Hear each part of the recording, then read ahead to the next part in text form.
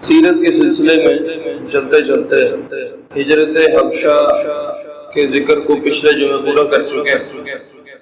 جب قریش کا یہ وفد حبشہ سے ناکام واپس آیا اور نجاشی نے مسلمان ان کے حوالے نہیں کیے، اور جعفر رضی اللہ عنہ کی بات کرنے پہ نجاشی خود بھی مسلمان ہو گیا اور اس نے مسلمانوں کو مزید اکرام اور احترام سے ٹھہرنے کی اجازت دے دی۔ اس پہ قریش بہت سیکھ پا ہوا اور ان کو ایک بہت زیادہ ندامت کا اور بہت زیادہ شرمندگی کا احساس ہوا کہ ہمارے وفد کو بالکل ناکام واپس لوٹنا پڑا۔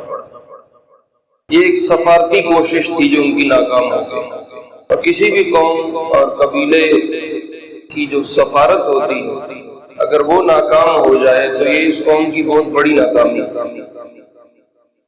تو یہ ایک طرح کا سفارتی تعلق خراب ہو گیا، اور جو انہوں نے کوشش کی اپنے تئیں وہ پوری نہیں ہو سکی۔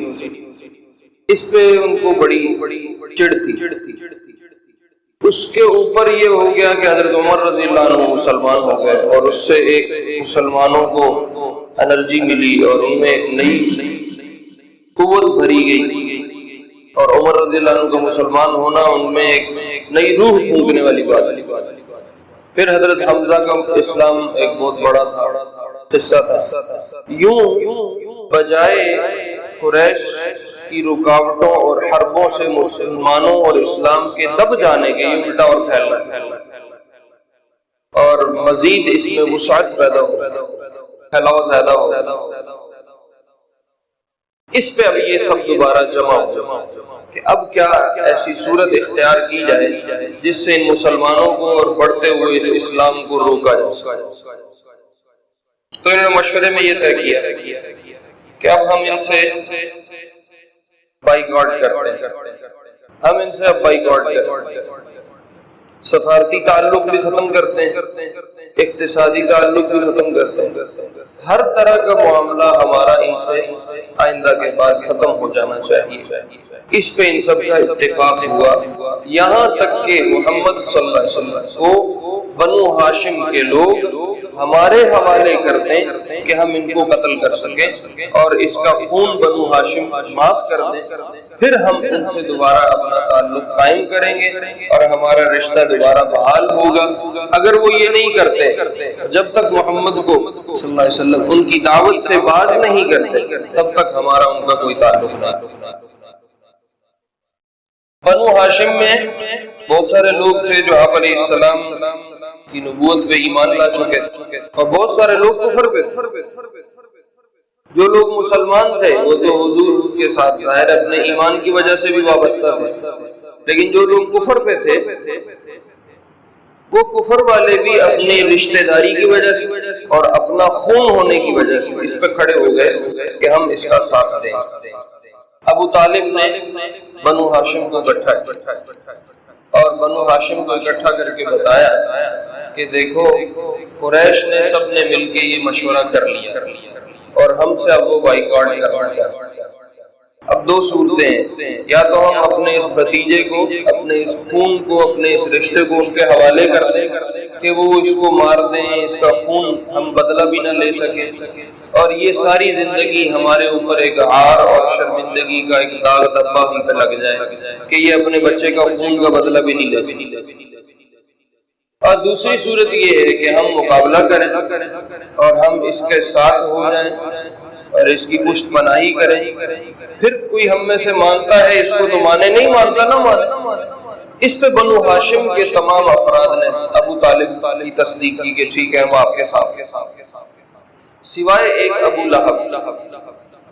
ابو لہب اکیلا ایسا تھا بنو ہاشم میں سے، لیکن اس نے کہا کہ میں تمہارے ساتھ نہیں، میں لات اور عزا کے ساتھ ہوں، میں اپنے بتوں کا ساتھ دوں گا، تم نے اگر محمد کا ساتھ دینا تو دینا۔ تو اب قریش نے ان سے بالکل ہر طرح کا قطع تعلق کر دیا، اس کو آپ کہہ لو سوشل بائیکاٹ بھی کر دیا اور کہہ لو کہ اقتصادی بائیکاٹ، سینکشنز لگا دی بہت ساری کہ ان سے کوئی لین دین بھی نہیں ہوگا، ان سے نکاح بھی نہیں ہوگا، ان سے تعلق واسطہ بھی نہیں رکھا جائے گا، ان سے بات چیت تک بھی نہیں کی جائے گی، اور کسی قسم کی ان کی مدد نہیں کی جائے گی۔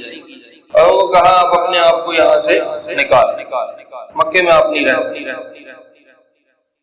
تو ابو طالب کو ایک زمین ملی تھی وراثت اپنے والد سے، وہ زمین دو پہاڑوں کے درمیان چھوٹا سا ایک ٹکڑا تھا، اور دو پہاڑوں کے درمیان کا جو حصہ ہوتا ہے اس کو شعب کہتے ہیں۔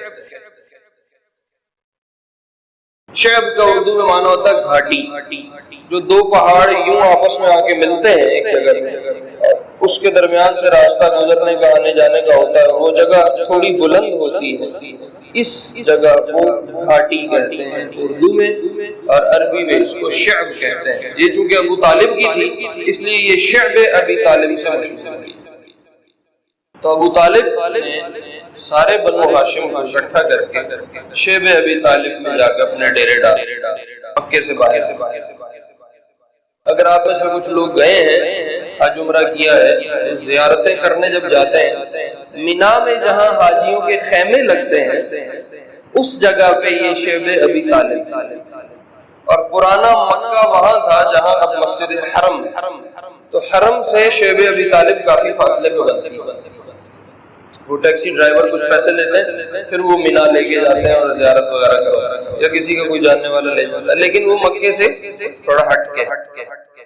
تو یہاں شعب ابی طالب میں آ کے انہوں نے ڈیرا ڈالا۔ یہ بات ہے 7ویں نبوی محرم کے مہینے میں، حضور علیہ السلام کو نبوت ملے 7 سال گزر چکے، اور شوال میں یہ حبشہ کے مہاجرین کی واپسی ہوئی تھی، اور شوال سے آپ لگا لو آگے ذوالقعدہ اور ذوالحجہ اور پھر محرم۔ تو محرم میں یہ شعب ابی طالب کا معاملہ پیش آیا کہ انہوں نے مل کے ایک معاہدہ لکھا، ایک تحریر لکھی گئی، ایک عہد نامہ لکھا گیا۔ اس کے لکھنے والے کا نام عکرمہ تھا۔ اس معاہدہ لکھنے کی فوری سزا یہ تھی کہ اس عکرمہ کا ہاتھ جس سے اس نے لکھا تھا اس کا یہ ہاتھ شل ہو، اور اس کا یہ ہاتھ کام کرنا شروع۔ انہوں نے اس معاہدے کو ایک چمڑے کے خول میں لپیٹ دی اور اس کو کعبے کے اندر لٹکا دیا کہ یہ ایک مقدس جگہ ہے اور ہمارا یہ معاہدہ یہاں لکھ کے ہم نے رکھا ہوا ہے، لہٰذا اب ہمارا مذہباً بھی ان سے کوئی لینا دینا نہیں، اور معاشن بھی ان سے کوئی لینا دینا نہیں، اقتصادی طور پر بھی ہم ان کے کچھ نہیں لگتے، اور ہمارا ان سے ہر طرح کا رشتہ ختم۔ جب تک یہ معاہدہ کعبے میں لٹکا رہے گا ہم میں سے کوئی بھی ان سے دوبارہ تعلق بحال کرنے کی نہیں سوچ سکتا، کیونکہ آدمی ویسے ارد گرد کی سوچ لیتا ہے۔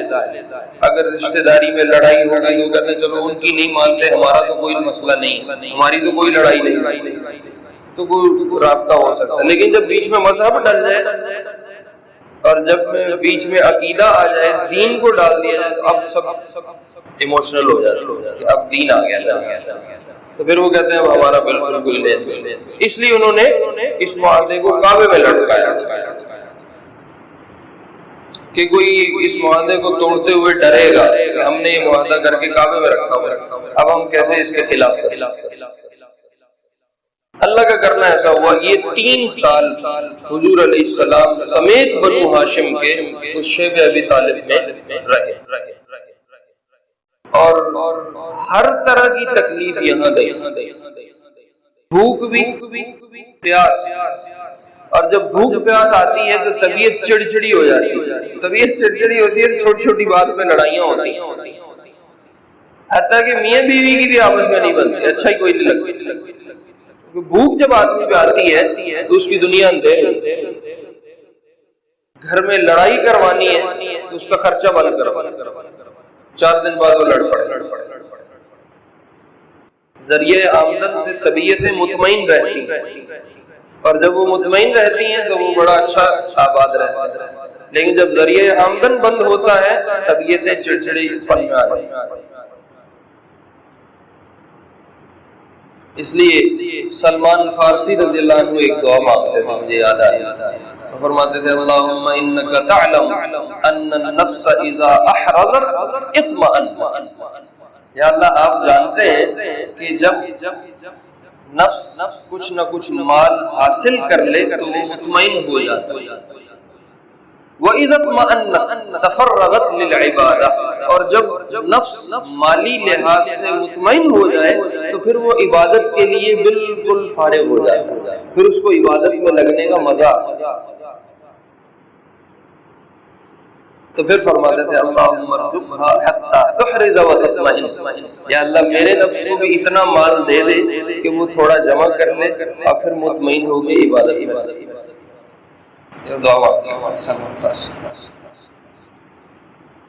مال کا مانگنا برا نہیں ہے، بس یہ ہے کہ اس کو خیر میں استعمال کیا جائے۔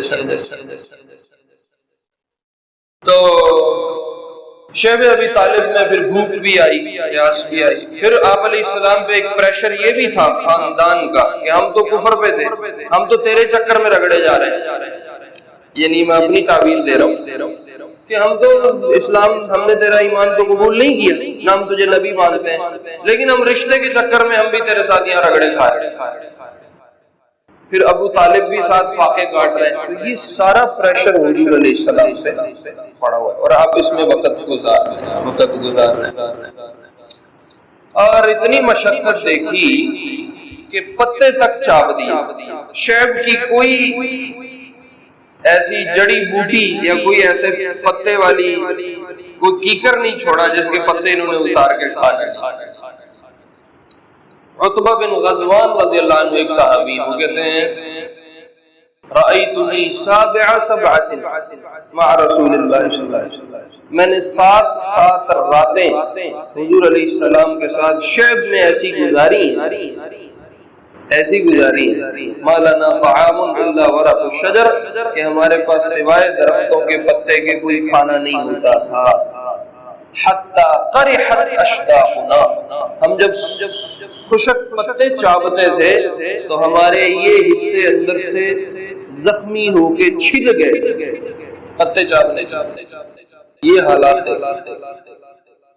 سعد بن ابی وقاص رضی اللہ عنہ فرماتے ہیں کہ شیب ابی طالب میں رات کے اندھیرے میں میرا ہاتھ کسی ایسی چیز پہ پڑا جو مجھے نرم اور ذرا تر محسوس ہوئی، میں نے اٹھا کے اس کو نگل لیا، کہتے آج تک مجھے نہیں پتا وہ کیا تھا، یہ حالات تھے۔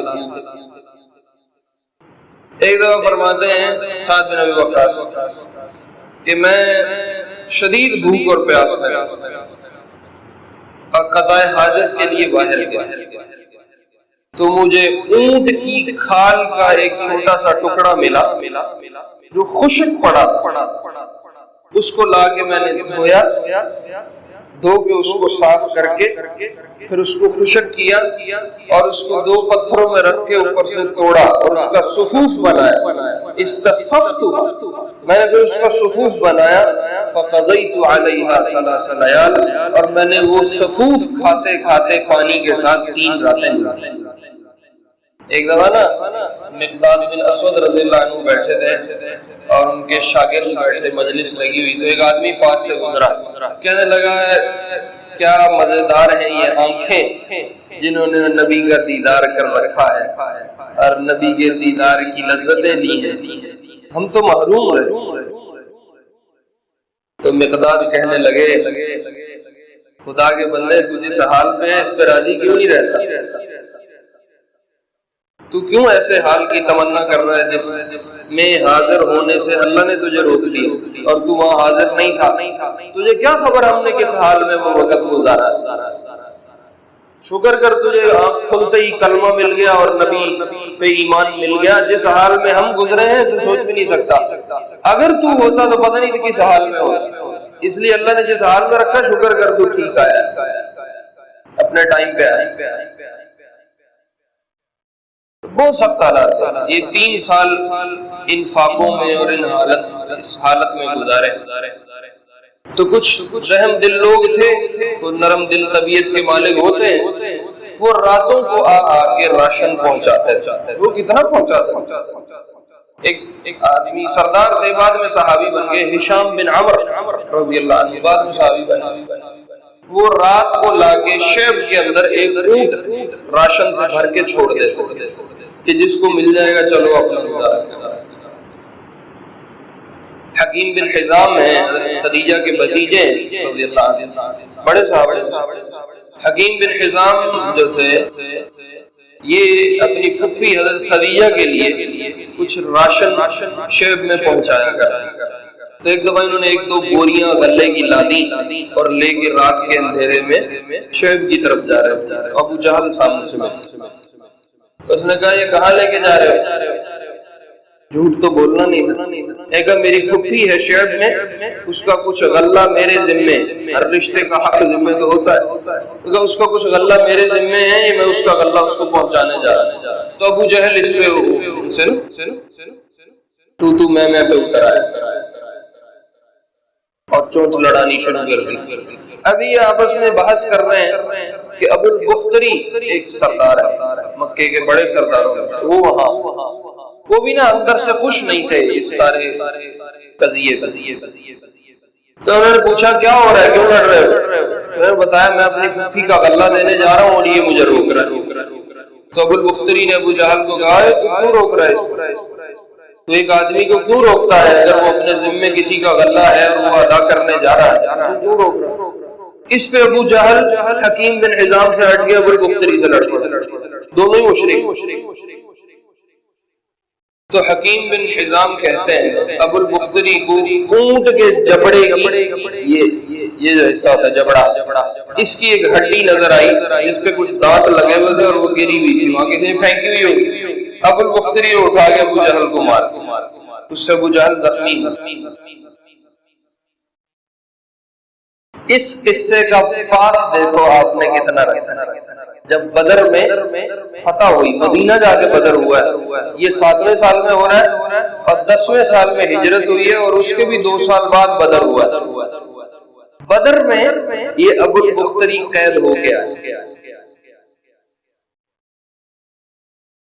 تو جس صحابی نے ان کو قید کیا وہ کہنے لگے اگر ہمیں حضور نے منع نہ کیا ہوتا کہ ابو البختری کو کچھ نہیں کہنا تو آج میں تیری گردن اڑا دوں، لیکن ہمیں حضور نے منع کیا ہوا ہے کہ تو نے شیب میں غلہ پہنچنے سے ایک دفعہ ان کا ساتھ دیا اور ان کی تائید کی کہ ابو البختری کو کچھ نہیں کہنا، اگر کہیں پکڑا جائے تو زندہ میرے پاس. اتنا خیال فرمایا، احسانات کا بدلہ دیتے.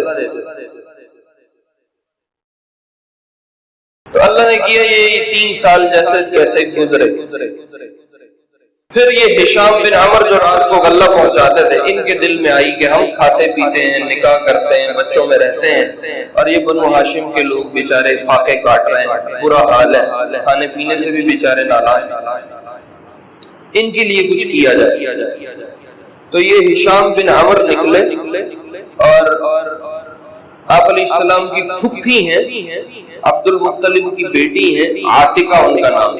آپ علیہ السلام کے والد ہیں عبداللہ بن عبد المطلب، یہ ہیں عاتقہ بنت عبد المطلب. عاتقہ بنت عبد المطلب کے ایک بیٹے ہیں زہیر، ان کا نام زہیر. تو یہ ہشام بن عمر زہیر کے پاس گئے اور وہ حضور کے پھپھی ذات بھائی بن. ان سے جا کے بات کی کہ یار ہم تو کھاتے پیتے ہیں، گھروں میں رہ رہے ہیں اور ہمیں کسی قسم کا کوئی مسئلہ پریشانی نہیں، اور یہ ہمارے خونی رشتے والے ہیں اور ہمارے قریبی ہیں، یہ بیچارے اپنے کھانے پینے سے بھی رہ گئے اور ان کا کوئی نکاح کوئی شادی ان کا برا حال ہے، تو ان کا ہمیں کچھ کرنا چاہیے. زہیر کہنے لگے کرنا تو چاہیے لیکن میں اکیلا ہوں، میں اکیلا کیا کر سکتا ہوں. یہ کہنے لگے تو اکیلا نہیں، میں بھی تیرے ساتھ. تو نے کہا ہم دو بھی کیا کر سکتے ہیں، پوری قوم نے مل کے ایک معاہدہ کیا ہوا، ہم خلاف ورزی کریں گے تو یہ ہمیں بھی نکال دیں گے. تو یہ ہشام زہیر کے پاس سے نکلے اور ایک تیسرے سردار ہیں مطعم بن عدی رضی اللہ عنہ، بعد میں یہ بھی صحابی، مطعم بن عدی کے پاس چلے. ان کو جا کے بھی یہی کہا، وہ بھی کہنے لگے میں اکیلا ہوں کیا کر سکتا ہوں. انہوں نے کہا تم اکیلے نہیں، ہم دو بھی تمہارے ساتھ. کا ہم 3 تھوڑے اور کوئی بندہ ہونا چاہیے. تو یہ ہشام یہاں سے نکلے اور ابو البختری کے پاس گئے. اس کا بھی نرم پہلو پہلے سے چل رہا ہے. ابو البختری نے کہا میں اکیلا ہوں کیا کر سکتا. انہوں نے کہا ہم 4 ہو گئے. کہا اور بندے بھی جمع بھی. تو یہاں سے نکلے زمعۃ بن الاسود ایک سردار ان کے پاس. اس سے جا کے بات کی. یہ سب مشرک ہیں، لیکن اللہ جب کام لینے پہ آتا ہے مشرک سے ملے گا. اللہ جب اپنے دین کا کام لیتا تو پھر اللہ کسی کا محتاج تو ہے نہیں. تو زمعہ بن اسود نے بھی کہا ٹھیک ہے میں تمہارے ساتھ. انہوں نے اب 5 بندوں نے مل کے یہ طے کیا کہ ہم کل حرم میں جائیں گے اور جب سارے سردار بیٹھے ہوتے ہیں اس میں ہم جا کے بات کریں. اور زہیر کہنے لگے جو آپ کے پھوپھی ذات تھے کہ یہ معاملہ میرے پہ چھوڑو میں بات کروں. اگلے دن یہ مجلس میں اکٹھے ہوئے. حرم میں سرداروں کی مجلس لگتی تو انہوں نے سب کو اعلان کر کے جمع کیا. کہا بھائی میری بات سنو میں تم سے بات کرنا چاہتا ہوں. بات یہ ہے کہ ہم کھا بھی رہے ہیں ہنسی خوشی رہ بھی رہے ہیں لیکن یہ ہمارے خون کے رشتہ دار ہیں اور ہمارا قریبی تعلق واسطہ ہے اور ہمارے اپنے ہیں. بیچارے کھانے پینے سے بھی لالا ہے اور نہ یہ نکاح کر سکتے ہیں نہ ان کی کوئی شادی بیاہ ہے نہ یہ کوئی خوشی لے سکتے ہیں. بند پڑے ہیں ایک جگہ میں محصور ہیں.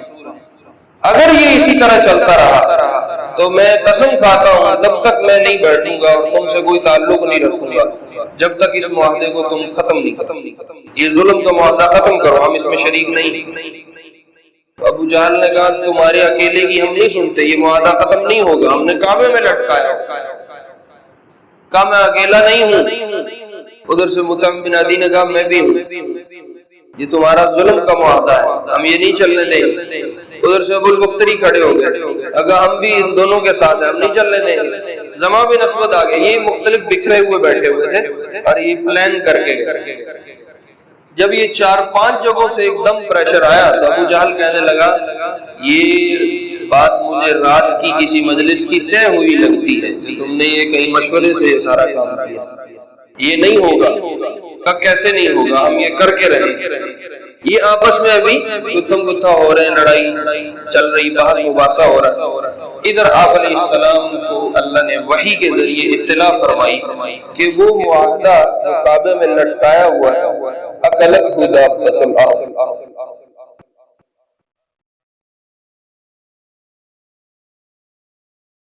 اس کو اللہ نے دیمک مسلط کر کے سارے معاہدے کو چاٹ کے اور دیمک ختم کر دیا. الا اسم اللہ سوائے اس معاہدے میں جہاں اللہ کا نام لکھا ہوا ہے بس وہ ایک نام بچا اور باقی سارے حصے کو وہ کیڑا صاف کر. آپ نے آ کے ابو طالب کو بتایا. ابو طالب کہنے لگے بھتیجے تو جھوٹ تو نہیں بولتا لیکن ایسے تجھے کیسے اطلاع ہو گئی کہ یہ ہو گیا. آپ نے فرمایا یہ ہو گیا. تو ابھی ادھر بحث چل رہی ہے. ابو طالب پہنچ گئے. ابو طالب نے ان سے کہا بھائی لڑائی جھگڑا نہ کرو میں فیصلے کی بات کر دیتا ہوں. کہا اچھا بتاؤ تم کیا کرو. کہا وہ معاہدہ میرا بھتیجا کہتا ہے کہ کیڑا کھا کے ختم کر چکا اور سوائے اللہ کے نام کے اس معاہدے میں سے کچھ نہیں بچا. اور تمہیں پتا ہے جس نے لکھا تھا اکرما اس کے ساتھ کیا ہوا. اس لیے ایسے کرو اس معاہدے کو منگوا کے دیکھ لو. اگر میرے بھتیجے کی بات سچی ہے تو یہ معاہدہ چلنے والا نہیں ہے اس کو ختم کرو. اور اگر میرا بھتیجا جھوٹا ہے تو میں خود تمہیں اب اس کو تمہارے حوالے کرنے کے لیے تیار ہوں. اس کو اگر تم نے قتل کرنا کرو. اس پہ یہ سب ایگری ہو گئے مان گئے. وہ معاہدہ منگوایا گیا وہ واقعتاً ہی کیڑا. تب جا کے یہ 3 سال کا معاہدہ ختم ہوا اور آپ علیہ السلام شیب ابی طالب سے بحث. یوں میرے عزیزو یہ دین ہم تک آیا اور یہ بات ہم تک پہنچی جس کی ہمیں اب قدر نہیں, جس میں اب ہم گنجائشیں تلاش اب بھی کفر کا یہی رویہ ہے. اسلام کو دبانے کے لیے بائیکاٹ کرنے کی کوشش کرتا ہے. آپ حیران ہوں گے یہ جو غزہ میں ابھی چل رہا ہے اور اسرائیل وہاں بمبارمنٹ کر رہا ہے اور بچے شہید ہو رہے ہیں اور نوجوان شہید ہو رہے ہیں، یہ آج کا قصہ نہیں ہے، یہ بڑے عرصے سے یہ چل رہا ہے. 2019-20 کی رپورٹ ہے کہ غزہ پورے کو انہوں نے باہر سے بلاک کر دیا تھا. نہ کوئی چیز اندر آ سکتی تھی نہ جا سکتی تھی، نہ تجارت ہوگی نہ کوئی بندہ باہر آئے گا نہ اندر جائے گا. اندر والے اندر باہر والے باہر. روشن جتنا راشن لوگ کھاتے ہیں یہ شارٹ ہو گیا اور لوگ بھوکوں پیاسوں مرنے لگ گئے، لیکن دین چھوڑنے کو وہ تیار نہیں ہے. بلینز آف ڈالر اسرائیل اور اس کے حواری خرچ کر رہے ہیں وہاں کہ یہ کسی طرح مسلمان اس علاقے کو چھوڑ دیں اور اپنے اسلام سے واپس ہو جائیں، لیکن وہ نہتے ہیں اور اس کے باوجود عورتیں بھی کھڑی ہیں، مرد بھی کھڑے ہیں، جوان بھی کھڑے ہیں، بچے ہیں. اسلام کو کون دبا سکتا؟ انہوں نے کہا ہم یہاں کوئی ادارہ اور مدرسہ نہیں بننے دیں گے جس میں کوئی قرآن حفظ کرے، کوئی دین سیکھے. تو انہوں نے خیمے لگا لیے، مخیمات تحفیظ القرآن کے نام پہ غزہ کے اندر خیمے لگ گئے اور وہاں ان کی بچیوں نے قرآن پاک یاد کرنا شروع کیا، حفظ کرنا شروع کیا.